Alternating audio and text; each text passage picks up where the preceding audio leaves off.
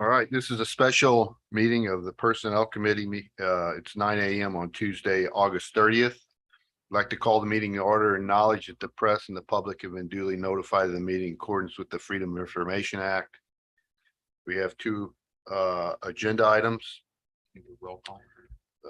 No. Two agenda items.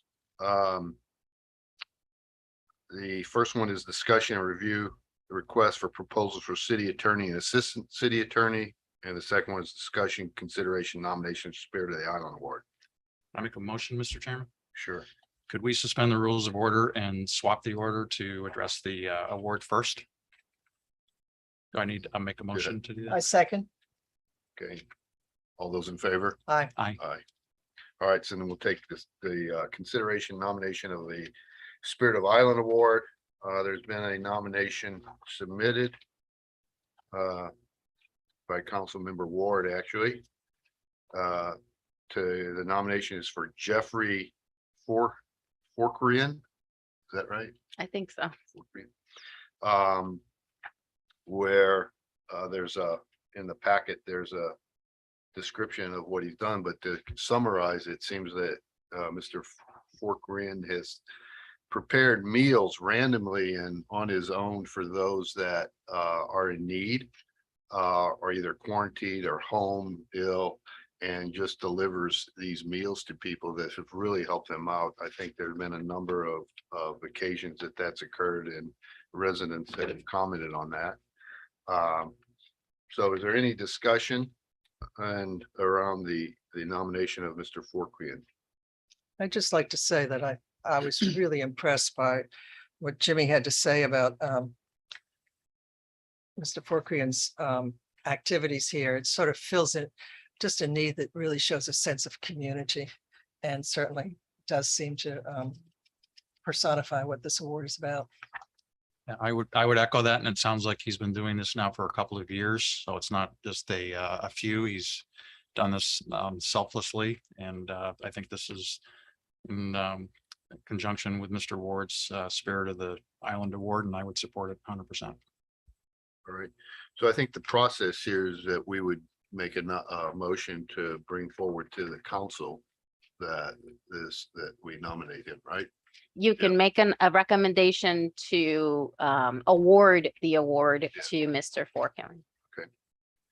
All right, well, I would like to make a recommendation, a motion that we recommend Mr. Jeffrey Forkrian to receive the Spirit of the Island Award. I second. All those in favor? Aye. Aye.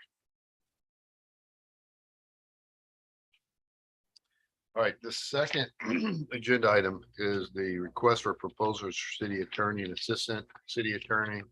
In the packet, we have, I believe these were the requests for proposals that were submitted in the last time, right? That's correct. So I think the process, so why don't we do two things? Why don't we talk about the timeline and the process that we go about doing this?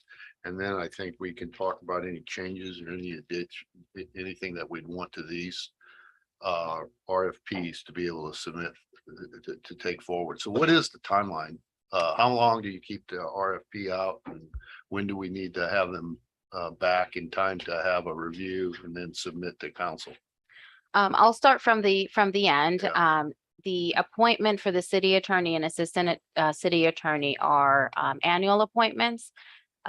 In a non-election year, which will be this upcoming December, city council has a special meeting first Tuesday of December to make nominations for these appointments, including other officers of the city, boards and commissions and whatnot.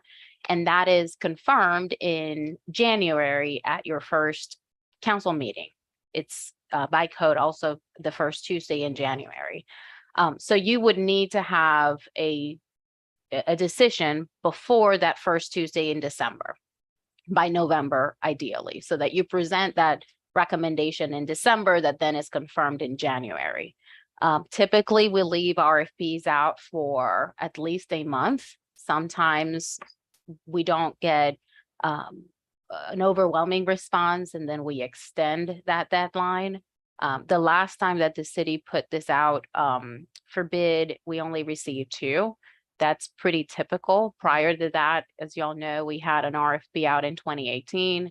At the time, the first go round, we didn't receive any proposals. So it is, you know, it could be timing, if you will. So at a minimum, I would think that the process for the RFP would be between 45 to 60 days. After that, you know, we need some time to review those proposals, interview, meet with proposers, and then make a decision prior to December. So ideally, we'd want these out no later than the middle of September. That's correct. Okay. I think we need it faster than that. Well, if you put it out in mid-September, you think about mid-October as the first deadline for applications, you still have the remaining of October and November to interview folks. And the interviews can be scheduled pretty quickly, depending Special on, meetings if needed. correct, but Um, they would need to be special meetings. I've always found it's really difficult to schedule meetings during Thanksgiving and around Thanksgiving. So I think we're talking about the middle of November as the cutoff date for our committee making recommendations. I would think that I'm thinking we need to get this out as soon as possible, I guess is what I'm saying. So Yeah, sooner I rather think than so later. too. I think as soon as possible, as soon as we can get them done. I don't know how many, I don't know how many comments you have on the existing or any changes that we want done to Yeah. these. And we can walk through those. But Can I ask one more question, Desiree, on the RFP release? Is this something where the city pushes it out to say and use it for any supplier, the vendors or the suppliers that might be qualified or Mhm. deemed potentially qualified in the community?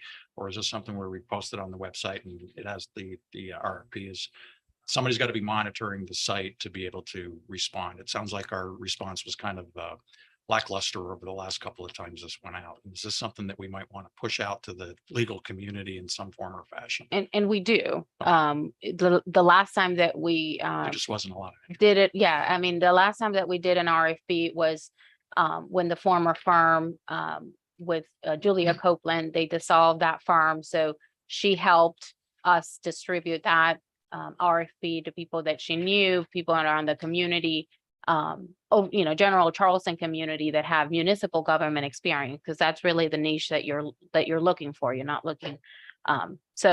Yeah, there's not a lot of those in the area that have that experience in municipal government. So, but we did, we in this time, day and time, we have to be very proactive and proactively searching for people to submit applications. And we advertise it on the paper. We obviously put it on the website, but for those people that we know may be interested, big firms, we make sure that they have and are aware of the RFP coming out. Okay. Thank you. In North Carolina, I know there were, I was more familiar with what was going on up there. There were city attorneys for small municipalities like ours that might be the city attorney for 2 or 3 small communities. And, there was sort of a professional group of municipal attorneys in the small municipal for small areas. And I'm just wondering if there's anything like that here. Maybe we need to throw the net a little bit larger so that it's not just city of Charleston area, but statewide kind of net, because there may be someone who's serving some of the other smaller communities who can easily add us on. And as long as, I don't know how many hours a week we use of the city attorney's time, what kind of presence that we need for that kind of that person. What do you feel? with On average, we're looking at 50 to 60 hours a month that month? for the work that we're seeing from the city attorney. Uh-huh. They're required to attend all the council meetings. If there are any special meetings, they are also required to attend. So that would be up to whoever may be interested, whether or not, depending on how far they live, their ability to come for an evening council meeting and then, Yeah. head back. So that's just something to consider, I mean, that they'll have to consider, not us. yeah, I mean, I drove all over the state in North Carolina for my work. I'm just thinking that, an attorney in Columbia who specializes in these small municipalities may be willing to, it's a little over an hour's drive for a lot of them, to come here and be present. It would cost us that much more. if The, we got a good person. The Municipal Association of South Carolina has, all of the attorneys essentially for all the cities and municipalities in the state are, Yeah, join that group. So that's a group that I don't think we've reached out before, I but think that's we should. certainly this time around, we can push it through that listserv yeah, that we can reach everybody in the state. yeah. Because, a lot of the smaller municipalities aren't going to be having a full-time attorney. And they're probably using the same kinds of resources that we would want. And even if their attorney doesn't want to come and work with us too, they may know of people who could. So get the word, I think getting the word out is more important than anything else. Yeah, so let's do the municipal association. That's the one I had thought of too. Okay, All right, are there any comments on the actual RFP? Anything that needs to be changed before we take it out? I just had one question about the assistant attorney. That's a separate. I was wondering whether we wanted the two to have some sort of relationship or anything, or is it better to have them separate? Like not from the same firm or something like that, or anything that, I mean, I really haven't thought about whether, there's a pro to having them from the same firm or from a different firm. The way that we treated this in 2020, which was the last time that the city Mhm. put this out for bid, the idea was for the city to have a relationship with an assistant city attorney in this case, that works with a larger firm, so that the city could take advantage of, different expertise, not only, for municipal government, but has the expertise in other realms, real estate, personnel matters, environmental issues. And that's what we did when we hired Hainsworth Sinclair Boyd as the, one of their attorneys as our assistant city attorney, so that we can tap into some of the resources that they have. At the time, before we went that route, a lot of the FOIA requests, we were being inundated with FOIA requests, and all of those, are reviewed by the city attorney to make sure, we're in compliance with the law. And it just became a lot, just in terms of volume, a lot for one person to handle. So we thought about what the resources, enhancing our capabilities and our resources by hiring somebody from a larger firm. And I think that's worked fairly well. Historically, the city, the municipal city attorney is not the person that you go to for every issue that you have. As you can see from the city code, the city attorney has the authority to hire co-counsel or to assign other attorneys depending on the issue, to deal with that particular issue. So we have a pretty extensive list of attorneys that we've worked with for the past several years. When we had the litigation regarding the construction of the public safety building, you may recall, we hired a different attorney from a different firm. So that's essentially how we've always done it. I'm not saying good or bad, but thinking about what the role of the city attorney is not a one size fits all. Is somebody that is, knowledgeable in municipal government and has, municipal government experience, drafting ordinances, and being able to pull in different experts depending on the issue that we have at any given time. Okay, so right now we have the city attorney is a smaller firm, right? Correct. And then the assistant city attorney is the larger resource sort of thing. That's correct. That sounds good. But Desiree, what happens if we elected or selected a city attorney that was from a large firm, would it be even, and they had the resources within that firm to offer backup and assistance when needed. Mhm. Would you really need an assistant city attorney in that case? The code requires you all Yeah, to well- have an assistant city But what could attorney. you could do is just name an assistant city attorney out of that firm, potentially, but I guess we could cross that bridge when we got to it. But You one could, of the things I think we should do, and this obviously is things that would come up in an interview, but under submittal requirements to have them submit the size and the offering of the firm that they come from. Mhm. You know, is any specialties of that firm. Mhm. We can certainly add that. I think Yeah. that's a good point. Just from a practical perspective, what I have seen is sometimes larger firms have a lot of more clients. What we have benefited from by having an attorney from a smaller firm is the response is sometimes very immediate. Yeah, And we've seen it on the other side, when we're working with attorneys from a larger firm, sometimes the response takes weeks. So and I know that's part of the requirement in the RFP is that they have quick response time. And I think that's something you would have to probe pretty heavily if they're, from a large firm or even from a small firm.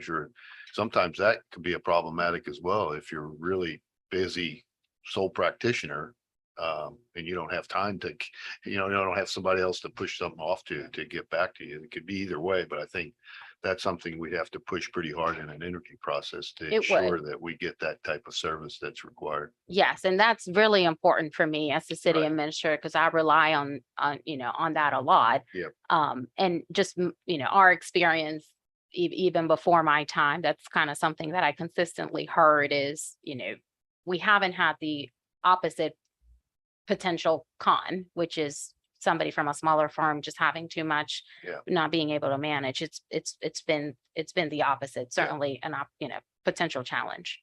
Does it seem like the demands have been growing though, legally? I mean, we talk about ourselves being a small island, but we're actually maybe small in population, but quite large Litigation. in legal issues and probably growing with the number of residents, non-residents and businesses on the island. It seems like population may not be the indicator for what our legal challenges might be.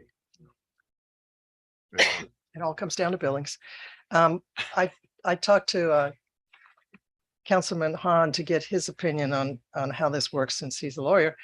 And he had an insight that I want to share, and that was that he thought that having the assistant city attorney in a different organization from the city attorney would give us two different potential opinions that would stand alone.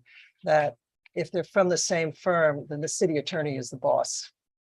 And it's harder to get a differing opinion from the subordinate. So he suggested that was just something to take into consideration.